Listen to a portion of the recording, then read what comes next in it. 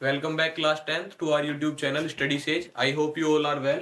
तो आज हम स्टार्ट करने जा रहे हैं केमिस्ट्री का chapter periodic classification of element. तो सबसे पहले तो समझ लेते हैं कि क्लासिफिकेशन की नीड क्या है, कि क्यों आपको क्लासिफिकेशन करना पड़ रहा है। तो ये देखिए कि अभी अभी करंटली हमारे पास क्या है, 118 एंड 19 एलिमेंट्स हैं हमारे पास। तो इतने एलिमेंट्स को अगर आप इंडिविजुअली पढ़ेंगे तो उनको पढ़ना मुश्किल हो जाता है। तो उसके लिए हमने बना रखी है उनकी कैटेगरी, जिनको आप कहते हैं पीरियड्स और ग्रुप्स। तो उनके थ्रू आप क्या कर सकते हैं कि एक सिंक्रोनाइजेशन, एक उनके अंदर जो है एक पैटर्न होता है प्रॉपर्टीज के अंदर, जिसको आप अगर पढ़ लेते हैं तो आप कई सारे एलिमेंट्स को एज अ ग्रुप एक साथ पढ़ सकते हैं। तो उससे चीजें इजी हो जाती हैं और स्टडी जो है काफी आसान बन जाती है। तो इसीलिए नीड पड़ी किसकी, पीरियोडिक क्लासिफिकेशन ऑफ एलिमेंट्स की। तो देखते हैं कि सबसे पहले इसकी शुरुआत कहां से हुई और कैसे ये चला। तो सबसे पहले अगर मैं बात करूं तो डोबर्नियर स्ट्राइड्स, ये सबसे पहला अटेम्प्ट था टू ग्रुप द एलिमेंट्स, और ये हुआ 1817 में। 1817 में डोबर्नियर सर ने, इन्होंने क्या किया, इन्होंने सिमिलर प्रॉपर्टीज वाले एलिमेंट्स को in the ascending order of their atomic masses उनको रखा और तीन तीन के ग्रुप्स बनाए। ये ट्राइड का मतलब है थ्री, इसका मतलब है थ्री। तो तीन तीन के ग्रुप्स बनाए और वो ग्रुप्स ऐसे थे, उनकी प्रॉपर्टीज ऐसी थी कि अगर आप फर्स्ट वाले का और लास्ट वाले के उनके मास का अगर आप एवरेज निकालें तो बीच वाले का मास आ जाता था। ऑलमोस्ट एग्जैक्टली नहीं पर ऑलमोस्ट आ जाता था। जैसे कि मैं एग्जांपल्स बताऊं तो लिथियम, सोडियम, पोटेशियम, इसके बाद है कैल्शियम, स्ट्रोंशियम, बेरियम और chlorine, bromine, iodine. These are the three triads that they made। और इनका अगर मैं आपके एटॉमिक मासेस की बात करूं तो इसका एटॉमिक मास है 6.9, इसका एटॉमिक मास है 22.9 और इसका एटॉमिक मास है 39। तो अब देखिए अगर आप इसका एवरेज करते हैं, this is 6.9, okay, this is 22.9 and this is 39। तो अगर आप इसका एवरेज करते हैं तो 39 प्लस 6.9, तो इसको आप ऑलमोस्ट 7 ले सकते हैं और बाई करेंगे 2 तो कितना आएगा 39 और 7 आ जाएगा 46/2 which comes out to be 23। तो ये 22.9 जो है विच इज ऑलमोस्ट आपका 23। तो आप यहां से देख सकते हैं। इसके अलावा इनके भी मासेस अगर आप देखेंगे तो इनके मासेस में भी सेमी प्रॉपर्टी पाई जाती है। तो इनके एटॉमिक मासेस जो है वो आपको बिल्कुल याद करने की जरूरत नहीं है, आपको सिर्फ ट्राइड्स याद करने हैं। ये तीनों आप ट्राइड्स अच्छे से याद कर लीजिएगा कि ये ट्राइड्स जो है यही तीन ट्राइड्स थे डोबर्नियर सर के। तो इनमें से आपसे पूछा जा सकता है कि एमसीक्यू क्वेश्चन आ सकता है कि which of the given elements is not a tried. तो आप इसको अच्छे से पढ़ लीजिए, इनको याद कर लीजिए। तो इनके अंदर क्या होता था कि प्रॉपर्टी सिमिलर थी और तीन तीन के ग्रुप थे, और फर्स्ट और लास्ट का अगर आप क्या करते थे, फर्स्ट और लास्ट का अगर आप एवरेज निकालते थे मास का, तो वो मास उनका जो है बीच वाले का मास आ जाता था। तो ये थी प्रॉपर्टी डोबर्नियर ट्राइड की। अब इसके अंदर प्रॉब्लम क्या हुई, प्रॉब्लम इसके अंदर ये रही कि पहली बात तो जब उन और ज्यादा वो मतलब ऐसा हुआ कि वो तीन ही ट्राइड बना पाए। तो जब और ज्यादा क्लासिफाई होने लगे और ज्यादा एलिमेंट्स मिलने लगे तो उनको वो क्लासिफाई नहीं कर पाए और ज्यादा ट्रेड्स वो नहीं बना पाए। तो ये प्रॉब्लम उसके साथ आई।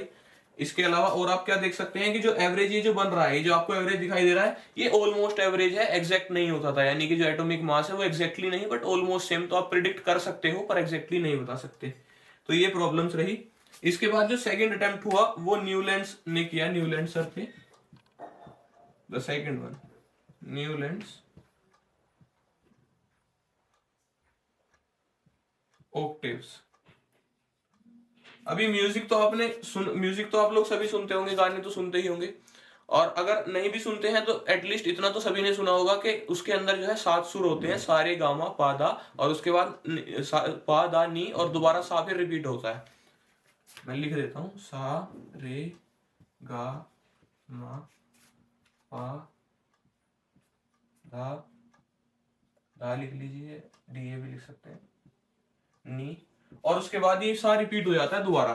तो इसी on the basis of this वो आपके म्यूजिकल नोट्स इन्होंने क्या करा, न्यूलैंड ऑक्टेव सर ने अपना एक मॉडल बनाया जिसके अंदर इन्होंने एलिमेंट्स को उस टाइम पर, जो कि आपके कितने थे उस टाइम पर एलिमेंट्स थे, नियर अबाउट 56। तो इन 56 एलिमेंट्स को इन्होंने क्या करा, मास के इंक्रीजिंग ऑर्डर में लगाया। और मास के इंक्रीजिंग ऑर्डर में लगाने के बाद उन्होंने क्या देखा कि 7 एलिमेंट के बाद जो 8वां एलिमेंट है वो सेम प्रॉपर्टीज को क्या कर रहा है, रिपीट कर रहा है। उसकी प्रॉपर्टीज दोबारा सेम आ जा रही है पहले जैसी, ठीक है।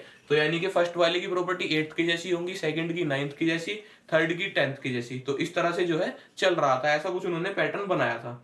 ओके, तो ये पैटर्न उन्होंने बना के तैयार किया। ये उन्होंने बताया कि यहाँ पे जो है रिपीट हो रही है प्रॉपर्टी। जैसे मैं अगर आपको एक लिख के दिखाऊं तो hydrogen, lithium, barium, boron, carbon, nitrogen, oxygen, और उसके बाद था आपका फ्लोरीन। तो हाइड्रोजन और फ्लोरीन, हाइड्रोजन और फ्लोरीन में एक चीज सिमिलैरिटी है, वो सिमिलैरिटी मैं आपको बताता हूँ। सिमिलैरिटी ये है कि फ्लोरीन की जो वैलेंसी है वो -1 है, और कई बार हाइड्रोजन भी हाइड्रोजन दोनों वैलेंसीज पर वर्क करता है, +1 की भी और -1 की भी। तो ये एक सिमिलैरिटी है। इसके अलावा और कुछ सिमिलैरिटीज भी आप देख सकते हैं इनके अंदर। तो सिमिलर था ये, इन्होंने क्लासिफिकेशन का टेबल बनाया था। लेकिन अब इसमें प्रॉब्लम्स क्या आई, मैं प्रॉब्लम्स आपको बता देता हूँ। पहली बात तो ये एप्लीकेबल था अप टू कैल्शियम ओनली। ठीक है, कैल्शियम जो अभी के हिसाब से जो एटॉमिक नंबर आपका 20 है, तो एटॉमिक नंबर 20 तक जो है ये वो था, एप्लीकेबल था। उसके बाद जो है प्रॉपर्टीज मिसमैच हो रही थी। तो पहली तो इसकी लिमिटेशन ये थी। ठीक है, दूसरा ही अज्यूम्ड ओनली 56 एलिमेंट्स। उन्होंने क्या करा, उन्होंने 56 एलिमेंट जो उस टाइम पर प्रेजेंट थे उनको जो है लगा दिया, उनको जैसे तैसे करके उन्होंने एक सीरीज बना दी। लेकिन उन्होंने फर्दर कुछ नहीं बताया कि अगर फर्दर एलिमेंट्स जो है आपके वो होते हैं, डिस्कवर होते हैं, तो उनको कहाँ स्पेस दिया जाएगा, किस तरह से उनको बनाया जाएगा। तो जैसे और एलिमेंट्स डिस्कवर होने शुरू हुए बाद में, तो वहां से उनकी थ्योरी ये फेल होनी शुरू हो गई। To make properties resemble he put 2 elements together. तो एक चीज उन्होंने और क्या करी, उन्होंने एक चीज और करी, मैं आपको ये लिख के बताता हूँ। ठीक है, उन्होंने इस वाले ग्रुप के अंदर लिखा था कोबाल्ट एंड निकेल को, और आयरन जो था आपका, आयरन कहीं यहां पर आता था। यानी कि कोबाल्ट और निकल जिनकी प्रॉपर्टीज हाइड्रोजन और फ्लोरीन से बिल्कुल मैच नहीं करती, उनको यहां पर रखा गया था हाइड्रोजन और फ्लोरीन के साथ। ठीक है, और जो आयरन है जिनसे इनकी प्रॉपर्टीज काफी मैच करती हैं, काफी सिमिलर हैं, उससे इसको बिल्कुल अलग रखा गया था। तो इस तरह की जो है लिमिटेशंस आपको देखने के लिए मिल रही थी कि प्रॉपर्टीज रिजेंबल कराने के लिए 2 एलिमेंट्स को एक स्लॉट में रख दिया, और इवन ऐसे स्लॉट में रख दिया जहां प्रॉपर्टीज मैच ही नहीं हो रही, और जहां मैच हो रही है वहां पर नहीं रखा। तो ये भी कुछ लिमिटेशंस थी इसकी। ठीक है, तो ये सारी जो है चीजें देखने के लिए मिली। अलोंग विद दैट, जैसे मैंने आपको बताया कि ये एप्लीकेबल था up to calcium only, that is atomic number 20 तक ये एप्लीकेबल था। उसके बाद प्रॉपर्टीज उतनी ज्यादा रिसेंबल नहीं होती थी। तो ये जो अभी तक अटेम्प्ट चल रहे थे, इनकी एक स्पेशलिटी थी इन दोनों की ही, कि इन्होंने क्या करा था, इन्होंने अरेंज करा था एलिमेंट्स को on the basis of atomic mass. ठीक है, इन्होंने क्या करा था, on the basis of atomic mass. लेकिन इसके बाद जो थर्ड अटेम्प्ट जो दिया, जो मेंडलीव सर ने पीरियोडिक टेबल बनाई है, उसके बारे में मैं आपको बताता हूं। उन्होंने क्या करा, उन्होंने एक नया वे ऑफ क्लासिफिकेशन लाए, और classification was based on the atomic number of the elements. वो एटॉमिक मास पर नहीं, एटॉमिक नंबर पर बिलोंग करता था, डिपेंड करता था। ठीक है, attempt number third, that is Mendeleev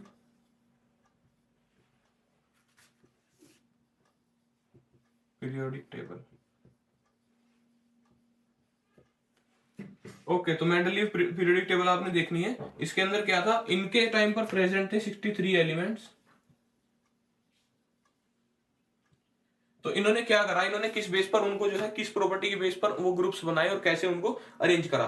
तो इन्होंने जनरली क्या करा, जितने भी आपके एलिमेंट्स प्रेजेंट थे उस टाइम पर, वो जो कंपाउंड्स बनाते थे अलोंग विद हाइड्रोजन या ऑक्सीजन। अब हाइड्रोजन या ऑक्सीजन ही क्यों, हाइड्रोजन क्योंकि हाइड्रोजन ऑक्सीजन जो है काफी ज्यादा रिएक्टिव एलिमेंट्स हैं। तो मोस्टली सभी एलिमेंट उनके साथ रिएक्ट करते थे। तो उनके साथ जो वो कंपाउंड बनाते थे, जिस वैलेंसी के साथ, जितने हाइड्रोजन के जितने एलिमेंट्स के साथ बनाते थे, तो उनसे वहां से कहीं ना कहीं वो उनकी वैलेंसी प्रेडिक्ट कर लेते थे। और उस वैलेंसी प्रेडिक्ट करने के बाद और उनकी फिर जो केमिकल प्रॉपर्टीज थी, उन चीजों पर डिपेंड करते हुए उन्होंने अपना पीरियोडिक टेबल बनाकर तैयार किया। तो इसके अंदर क्या था, 63 इसके अंदर एलिमेंट्स थे। ठीक है, बेस में आपको बता चुका कि हाइड्रोजन ऑक्सीजन के साथ जो क्योंकि रिएक्ट करते थे, उसके बेसिस पर इन्होंने उनकी फिजिकल और केमिकल प्रॉपर्टीज को एनालाइज किया। अलोंग विद दैट इन्होंने एक चीज और नहीं लाई, इन्होंने क्या करा कि जो आपके हॉरिजॉन्टल रोज होती थी, उनको इन्होंने नाम दिया पीरियड्स। ठीक है, आपने ध्यान रखना है। और जो वर्टिकल रोज होती थी, इनको इन्होंने लिखा ग्रुप्स। ठीक है, इनको जो हॉरिजॉन्टल कॉलम्स थी, इनको बोला इन्होंने, क्या बोला, इनको बोला इन्होंने पीरियड्स, और वर्टिकल रोज को बोला ग्रुप्स। ठीक है, तो ये बात आपने ध्यान रखनी है। ये बात ध्यान रखनी है। अलोंग विद दैट इन्होंने इसके बाद क्या किया, देखो मैं बताता हूं कि जब इन्होंने इनको अरेंज करा तो इसके फायदे क्या क्या हुए। जो इनका अरेंजमेंट था उसके अंदर स्पेशलिटी क्या थी, पहली स्पेशलिटी नंबर 1 और मोस्ट इंपोर्टेंट, कि इन्होंने उनको अरेंज किया on the basis of their atomic number, not on the basis of their atomic mass, जो कि पहले से चला आ रहा था। अभी तक जो अटेम्प्ट हुए थे वो सारे on the basis of atomic mass थे, और ये पहला अटेम्प्ट था जो एटॉमिक नंबर के बेस पर करा गया था। तो ये भी आपने ध्यान रखना है। इसके बाद इन्होंने कुछ स्पेसिस इन्होंने छोड़े, कुछ स्पेसिस इन्होंने ब्लैंक छोड़ रखे थे, जैसे कि जिनके नाम इन्होंने दिए कि जो एल्यूमिनियम के एका का मतलब होता है नेक्स्ट टू बोरोन, तो एका बोरोन, एका एल्यूमिनियम और एका सिलिकॉन इन्होंने जो है खाली छोड़ दिए थे। 3 स्पेस इन्होंने खाली छोड़ दिए कि ये जो आपके एलिमेंट्स हैं ये फ्यूचर में क्या करे जाएंगे, डिस्कवर करे जाएंगे। और बाद में जब आपके स्कैंडियम, गैलियम और जर्मेनियम, स्कैंडियम, गैलियम और जर्मेनियम जब बाद में इनको डिस्कवर करा गया, जब ये डिस्कवर हुए तो इनकी प्रॉपर्टी जो है उन्हीं से मैच करती थी जो आपके एका एल्यूमिनियम, एका सिलिकॉन जो थे, जो इन्होंने प्रिडिक्ट करा था। तो इनकी जो प्रिडिक्शन है, एक तो पहली बात तो वो सही हुई, तो एक ये भी इनकी अचीवमेंट थी। अलोंग विद दैट जो इनकी जब नोबल गैसेस वो होनी शुरू हुई, ये तो अभी तक इन्होंने क्या करा था, मैंने आपको बताया था कि इन्होंने जो है जो स्पेस छोड़ रखे थे खाली, बाद में जब नोबल गैसेस की कैटेगरी निकली तो उसको एक अलग से पूरा ग्रुप बन गया यहाँ पर लास्ट में नोबल गैसेस का एक ग्रुप पूरा का पूरा ऐसे बन गया, बिना जो आपकी ऑलरेडी एग्जिस्टिंग जो आपका वो था सीक्वेंस था, ऑर्डर था, उसको बिना चेंज करे वो क्या हुआ, उसने एक पूरा नया ग्रुप बन गया और इसके अंदर अरेंज हो गए। तो मतलब कि अगर नए एलिमेंट्स डिस्कवर हुए हैं तो उसको चेंज करने की नीड नहीं पड़ी। ठीक है, तो ये भी एक तरह का प्रिडिक्शन ही था इनका, एक आप समझ लीजिए कि सस्टेनेबिलिटी थी उस मॉडल की इनके। ये सारी इनके अचीवमेंट्स रही हैं, लेकिन कुछ प्रॉब्लम्स भी थी इसमें। प्रॉब्लम क्या थी, लिमिटेशंस में बताता हूं आपको। पहला था hydrogen properties resemble with alkalis but not given place according to that. तो हाइड्रोजन की जो प्रॉपर्टीज हैं वो अल्कलीज से मैच करती थी, ठीक है, अल्कलीज से काफी ज्यादा मैच करती थी, लेकिन इसको उनके साथ स्पेस नहीं दिया गया, जो इसका ग्रुप था वो डिफरेंट रखा गया था। ठीक है, हाइड्रोजन की प्रॉपर्टीज अगेन समझना है आपने कि एल्कलीज के साथ मैच करती थी, लेकिन जो इसको रखा गया था इसको उनके साथ नहीं रखा गया था। तो इस वजह से हाइड्रोजन की, और ये अभी तक ये है, करंटली अभी तक भी है, हाइड्रोजन की जो पोजीशन है वो हमेशा ही किसका एक डिस्कशन का रीजन रही है कि उसको प्रॉपर प्लेस नहीं मिला है। ओके, अभी पहली बात तो यही हुई। दूसरा आपको मैं क्या बता रहा था कि आइसोटोप्स जो थे वो प्रॉब्लम कर रहे थे। जैसे आइसोटोप्स हाइड्रोजन के आपके आए, तो हाइड्रोजन का आपका प्रोटियम है, ड्यूटेरियम है और ट्रिटियम है। ठीक है, प्रोटियम है जिसके अंदर 1 न्यूट्रॉन, और आपका ड्यूटेरियम है जिसके अंदर 2, और ट्रिटियम है जिसके अंदर 3 न्यूट्रॉन्स होते हैं। तो उनका मास भी अकॉर्डिंगली चेंज होता है। अब वो जो मास चेंज होता है, उस मास के चेंज होने की वजह से प्रॉब्लम क्या आई कि मान लीजिए आपको 3 आइसोटोप्स मिले नेचर के अंदर एग्जिस्टिंग, और आपने स्पेस रखा है एक, तो उसको ये पता नहीं चल रहा था कि इनको अरेंज कैसे करें, इनको स्पेस कैसे दें। अगर उनको अलग अलग स्पेस दे दिए तो सारा एटॉमिक नंबर का पैटर्न खराब हो जाएगा, तो वो प्रॉब्लम थी। ठीक है, इसके बाद no pattern increment of atomic mass, क्योंकि एक चीज आपने और देखनी है कि आप अभी भी देखेंगे तो क्या है कि जो एटॉमिक मास का इंक्रीमेंट का पैटर्न है मतलब उसका कोई पैटर्न नहीं है। जैसे आप देखिए कि मान लीजिए कि हाइड्रोजन है, helium, hydrogen, helium, lithium, beryllium, boron, कुछ भी आप ले सकते हैं। तो जैसे आप लेंगे तो इसके अंदर क्या है कि जो पैटर्न है, एक कोई पैटर्न नहीं है पॉइंट्स में, आपको एक कंप्लीट मतलब इंटीजर फॉर्म में नहीं मिलेगा। एक तो आपको जो नंबर मिलेगा वो पॉइंट फॉर्म में मिलेगा, फ्लोटिंग में मिलेगा। ठीक है, उसके बाद उसके बीच का भी कोई पैटर्न नहीं है कि हर बार में एक एलिमेंट से दूसरे एलिमेंट तक जाने में कितना इंक्रीज हो रहा है। तो इन रीजंस की वजह से क्या है कि आप प्रिडिक्ट नहीं कर सकते कि 2 एलिमेंट के बीच में अभी कितने और एलिमेंट डिस्कवर हो सकते हैं, कितने चांसेस हैं। हो सकता है कि काफी सारे हो जाएं, 3-4 हो जाएं, या फिर एक भी ना हो। तो वो प्रिडिक्शन जो है वो प्रिडिक्शन नहीं करी जा सकती है इसको देखकर।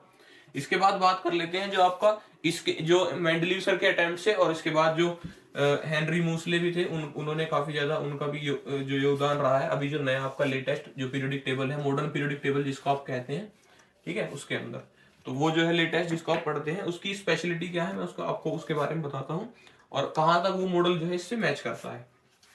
तो मॉडर्न पीरियोडिक टेबल की अभी हम बात कर रहे हैं। इसकी इन्हीं फ्लोज को पूरा करने के लिए लाया गया पीरियोडिक टेबल, जहां इसको कुछ हद तक मॉडिफाई करा गया था और कुछ चीजें नई ऐड कर दी गई थी। तो इसका एक स्टेटमेंट है, properties of elements, properties of elements are a periodic function of their atomic number, of their atomic number।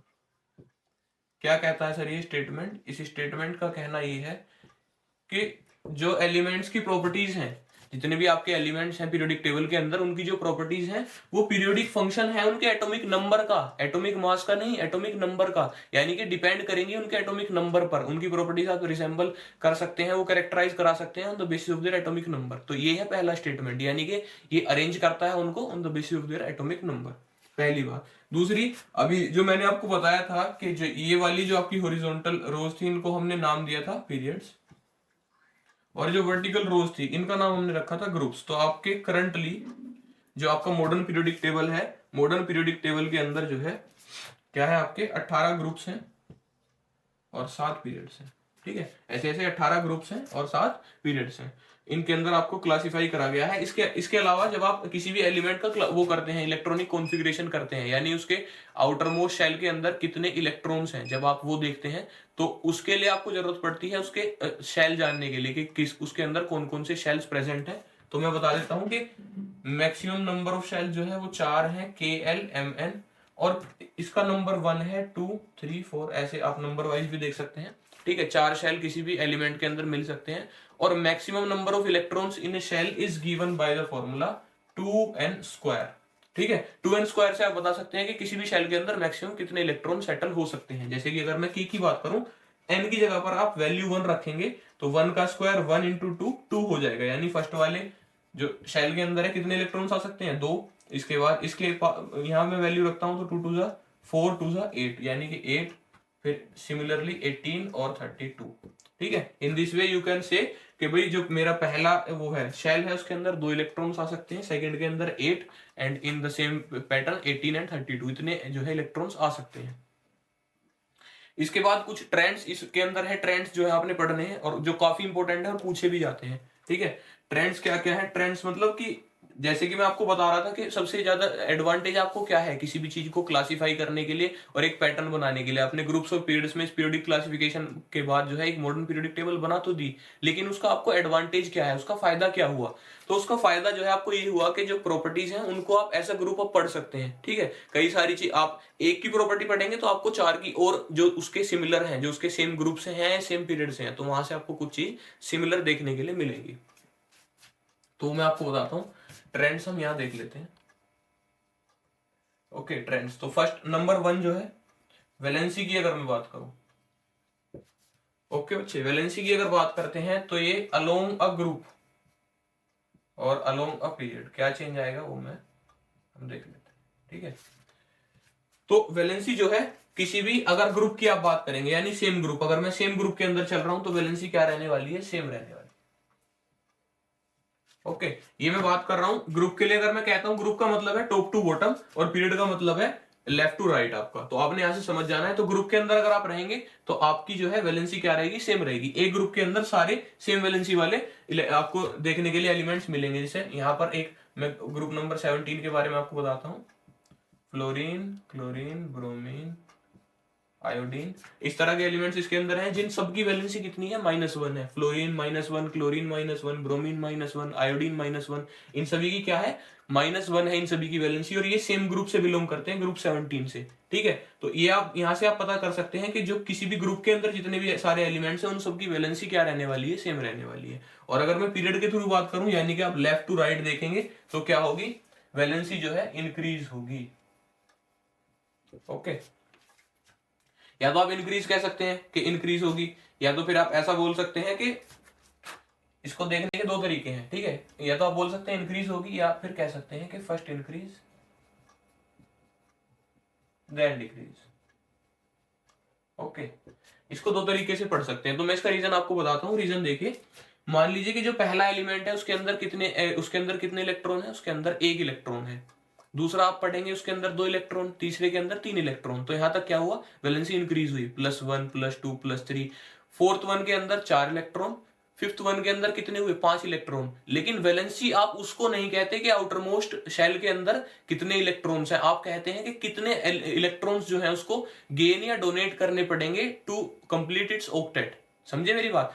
आप वैलेंसी उसको नहीं कहते हैं कि कितने इलेक्ट्रॉन जो है प्रेजेंट है in the outermost shell, बल्कि आप बोलेंगे कि जितने उसको इलेक्ट्रॉन्स की रिक्वायरमेंट है तो डोनेट करने की या गेन करने की टू कंप्लीट इट्स ऑक्टेट। ठीक है, तो आपने जैसे मैंने 4 तक बताया, तो 1 जो जिसके अंदर 1 इलेक्ट्रॉन होगा उसको +1, 2 इलेक्ट्रॉन होंगे +2, 3 इलेक्ट्रॉन होंगे +3 और 4 वाले को 4 ही बोलेंगे। इसके बाद जो 5 होगा उसको अपना ऑक्टेट कंप्लीट करने के लिए 3 इलेक्ट्रॉन गेन करने की जरूरत है, तो उसकी वैलेंसी होगी -3। उसके बाद नेक्स्ट जो जिसके पास 6 इलेक्ट्रॉन होंगे उसकी होगी -2, 7 वाले की -1 और 8 वाले की 0, क्योंकि उसका ऑक्टेट ऑलरेडी कंप्लीट है। तो आपने यहाँ पर क्या देखा कि पहले वैलेंसी गई 1 2 3 4, फिर दोबारा घटनी शुरू हुई 4 के बाद 3 2 1, तो पहले इंक्रीज हुई और फिर डिक्रीज हुई। तो आप दोनों वे में आप इसको कह सकते हैं, और इंक्रीजिंग भी बता सकते हैं या फर्स्ट इंक्रीज देन डिक्रीज भी बता सकते हैं। तो ये हुआ मेरा पहला ट्रेंड। सेकंड ट्रेंड की अगर मैं बात करूं, that is your atomic size. Okay, atomic size के बारे में आपने देखना है। तो एटॉमिक साइज का जो है ट्रेंड, अगर मैं ग्रुप की बात करूं तो ग्रुप में इंक्रीज होगा, और पीरियड की बात करूं तो उसमें डिक्रीज होगा। रीजन के साथ देखते हैं। मैं कह रहा हूं कि ग्रुप में जाएंगे तो इंक्रीज होगा। ग्रुप में जाने से इंक्रीज क्यों होगा? ये जो फ्लोरीन है, मान लीजिए कि इसके अंदर जब आप इससे इस पर जाएंगे, जब आप अगले एलिमेंट पर जा रहे होंगे तो उसके अंदर एक शेल एक्स्ट्रा बढ़ रही होगी। अगर एक पहले के अंदर के है तो दूसरे के अंदर आपको एल भी मिलेगी, के मिलेगी और एल भी मिलेगी, फिर आपको एम भी मिलेगी, फिर आपको एन भी मिलेगी। तो नंबर ऑफ शेल्स जो है ग्रुप के अंदर इंक्रीज हो रहे हैं। जैसे आप अगले एलिमेंट पर जाएंगे तो एक शेल बढ़ जाएगी, तो एक शेल बढ़ने से क्या होगा कि जो आपका एटम है वो मोटा हो जाएगा और वो उसका साइज भी बड़ा हो जाएगा। तो इसलिए आप कह सकते हैं कि एटॉमिक साइज जो है इंक्रीज होगा अलोंग अ ग्रुप। लेकिन अगर मैं पीरियड की बात करूं, यानी कि इस वाले पीरियड के अंदर, तो इसके अंदर हुआ क्या है, जैसे कि आपने अभी वैलेंसी पहले पढ़ा है, तो ये मैं चीज आपको बता चुका हूं कि उसका जो है जो शेल है, शेल तो बढ़ेगा नहीं, शेल तो सेम रहेगा, लेकिन उसमें नंबर ऑफ इलेक्ट्रॉन्स बढ़ेगा, और नंबर ऑफ इलेक्ट्रॉन्स बढ़ेंगे तो उसको बैलेंस करने के लिए जो आपका न्यूक्लियस है उसके ऊपर पॉजिटिव चार्ज भी बढ़ेगा, और नेगेटिव चार्ज पॉजिटिव चार्ज को क्या करता है, अट्रैक्ट करता है। तो अट्रैक्ट करने की वजह से जो आपका एटम है वो क्या हो जाएगा, श्रिंक हो जाएगा, थोड़ा सा श्रिंक हो जाएगा, तो उसका साइज जो है घटना शुरू हो जाएगा। ठीक है, ये श्रिंक क्यों होगा, अगेन मैं आपको बता देता हूं कि जो आपका न्यूक्लियस है उस पर कितना क्या है, पॉजिटिव चार्ज है, जबकि जो शेल्स हैं उसके अंदर नेगेटिव चार्ज बढ़ रहा है। तो पॉजिटिव और नेगेटिव बढ़ने की वजह से उनके बीच का अट्रैक्शन बढ़ता है, और अट्रैक्शन की वजह से उसका साइज जो है श्रिंक होकर छोटा हो जाता है। तो ये है आपका सेकंड ट्रेंड। ट्रेंड नंबर 3 की बात करूं एटॉमिक साइज के बाद, तो वो है मेटेलिक प्रॉपर्टी। Metallic property,